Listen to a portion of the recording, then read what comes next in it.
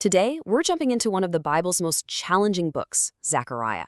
Get ready, because it's a wild ride of strange visions, heavy prophecies, and a truly fascinating peek into the end of history. So, have you ever opened up Zechariah, read a few verses, and just felt completely lost? Yeah, you're not alone. So many people walk away from this book feeling confused, maybe even a little discouraged because it feels so symbolic and hard to pin down. But here's the thing, that difficulty isn't a mistake. It's actually a feature. And today, we're going to find the key to unlock it.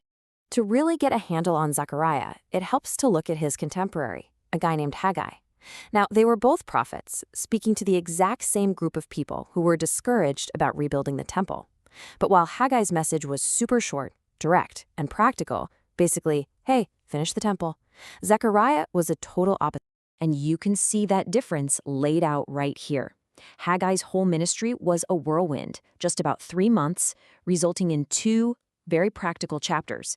Zechariah, on the other hand, was in it for the long haul, at least 2 years, and that extra time allowed for a much, much deeper revelation that spans 12 chapters and looks way beyond the temple walls to the very end of history itself. So this brings us to the core question, right? Why the radical shift in style? Why are these 2 prophets so different? Well, to understand Zechariah, you have to understand the language he's speaking. And it's not the language of everyday arguments. It's the language of pictures. I mean, think about the challenge here for a second. How on earth do you explain the distant future to someone living in the ancient world? Their entire frame of reference, their technology, their whole understanding of how the world works is completely different from what's coming.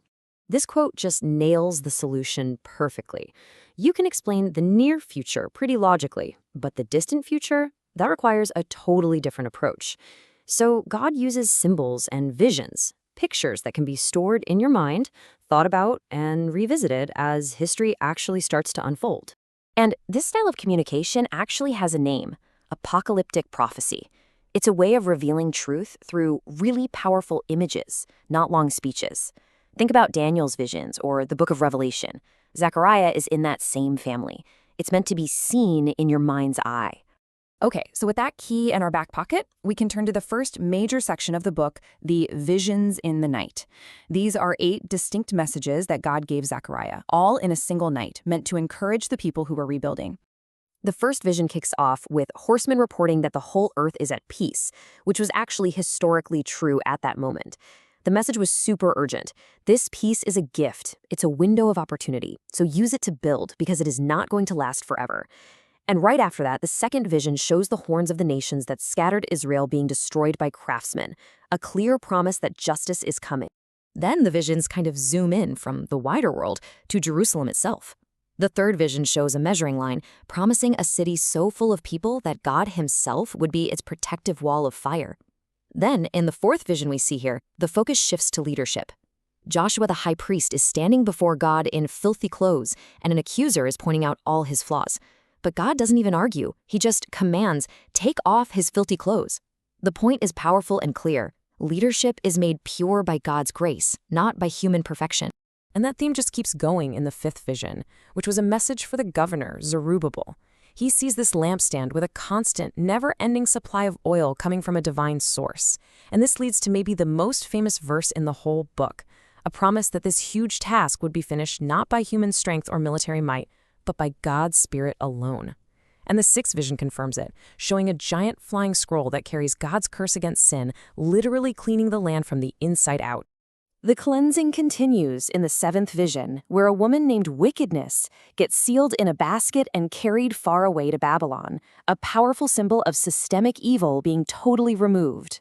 The final vision then shows 4 chariots patrolling the earth, a sign that God's Spirit is now at rest, his purposes are being accomplished. So taken together, these 8 visions move from a brief window of opportunity to a community that's been cleansed and empowered by God. All right, so after a 2-year gap, the book's tone shifts. It shifts dramatically. We move away from visions of encouragement to what are called the burdens of the future. These are 2 heavy, dense prophecies about a coming king, and they're presented almost like fragments of the future without a clear timeline. One of the clearest of these fragments is this prophecy of a king arriving in Jerusalem, but he's humble and riding on a donkey. Centuries later, when this actually happened, the crowd completely missed the point. They were shouting Hosanna because they were hoping for a military liberator on a war horse to come and kick out the Romans. But he came as a prince of peace on a donkey, and he went not to the Roman fortress but to cleanse the Jewish temple. Their disappointment was just immense. Zechariah also does this really strange little parable where he acts out the part of a shepherd who gets rejected by his flock, and his wages for all his work are valued at just 30 pieces of silver, a price he throws back in disgust. It's another one of these haunting little fragments that just pops up again with stunning precision centuries later in the gospel. And then we get to the emotional heart of this final heavy burden. Zechariah sees a future day when the people of Jerusalem are in deep, deep trouble, and they cry out to God. And God will answer by revealing to them the one that they pierced. And that recognition will trigger this profound, bitter grief, like the mourning for an only firstborn son. So you've got all these visions and these heavy prophecies. What's the ultimate point? Where is all of this heading? Well, everything we've seen builds to a single, really stunning conclusion about a coming priest king.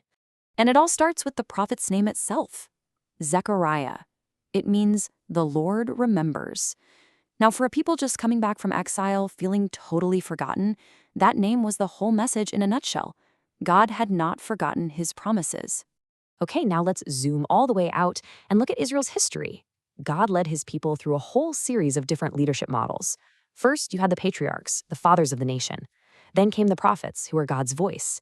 They were followed by the kings, the rulers. And after the exile, leadership basically fell to the priests, the ones who interceded for the people. And if you read the Old Testament, you know that every single one of these models ultimately failed. So, the crucial point of the entire story is that Israel was being prepared for one leader who could finally combine all of these roles perfectly. Zechariah points to a coming figure who would speak for God like a prophet, reign forever like a king, and stand in the gap for the people forever like a priest, all in one person. And how does this incredible book end? Not with a giant war, but with worship. The final vision isn't a battlefield. It's of all the nations of the world coming to Jerusalem to celebrate the Feast of Tabernacles, which was the feast of harvest, of joy, of homecoming. The story that began with the trauma of being kicked out of your home ends with the joy of a universal family feast. In the end, Zechariah doesn't really give us a neat and tidy timetable of the future. It gives us confidence. Confidence that history isn't random, that it's moving toward a divine purpose. And God revealed that plan in pictures that were meant to be pondered and revisited, which kind of leaves us with a final thought. If that's how God prepared his people for what was coming in the past, how should that shape the way we look toward our own future?